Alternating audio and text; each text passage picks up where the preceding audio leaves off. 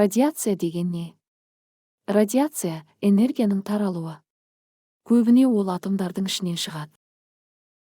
Радиация қалай пайда болады? Бір атомның ішінен кейбір атомдар тұрақсыз болады. Олар өздігінен бөлшектер энергия шығарады. Міне осы радиация.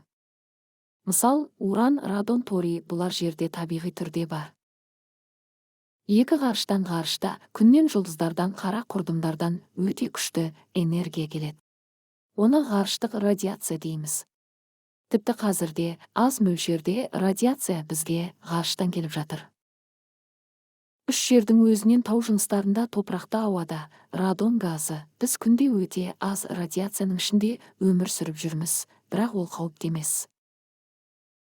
4 адам жасаған радиация адамдар да радиация тудыра алады. Атом электростанциясы, медициналық рентген, ядролық сынақтар радиация.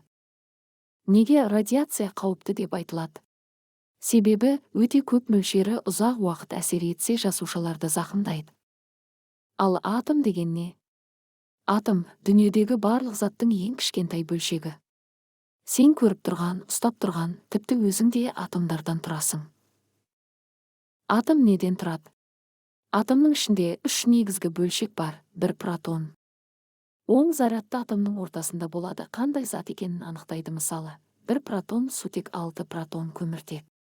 2 нейтрон, 0, заряды жоқ протонмен бірге ортасында, ядрода нейтрон атомды тұрақты ұстап тұруға көмектеседі.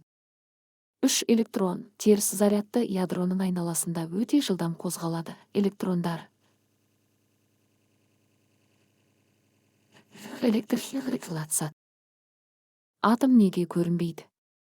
Атом өте кішкентай, бір